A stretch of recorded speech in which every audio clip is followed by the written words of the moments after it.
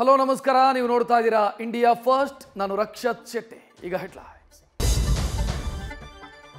ಬೆಂಗಳೂರಲ್ಲಿ ಮರಗಳೇ ಮರಣ ಮೃದಂಗ ಬಾರಿಸ್ತಾ ಇದೆ. ಅಶ್ವಥ್ ನಗರ ಸಮೀಪ ಬಿದ್ದ ಹೆಮ್ಮರ ಟ್ರಾಫಿಕ್ ಜಾಮ್ ಮಾಡಿತು. ಜಯನಗರದಲ್ಲಿ ಟೆಕ್ಕಿಯೊಬ್ಬನ ಜೀವ ಬಚಾವಾಗಿದೆ. ಲಕ್ಷ ಬೆಲೆಯ ಕಾರುಗಳು ನಿಂತಲ್ಲೇ ಆಪರೇಷನ್ ಆಗಿದೆ. ಮರ ಕೊಟ್ಟ ಶಾಪವು ಅಭ್ಯರ್ಥಿಯ ವರ್ಷದ ಭವಿಷ್ಯವನ್ನು ನುಂಗಿದೆ.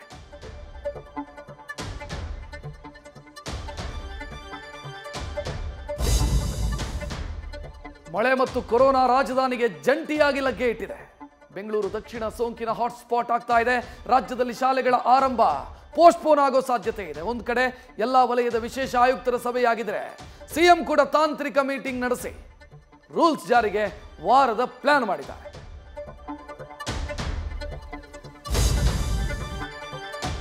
ಶುಭ್ರ ಬಟ್ಟೆ ತೊಟ್ಟು ರಸ್ತೆ ಬದಿ ಕಾಸೆಣಿಸೋದೇ ಕಾಯಕ.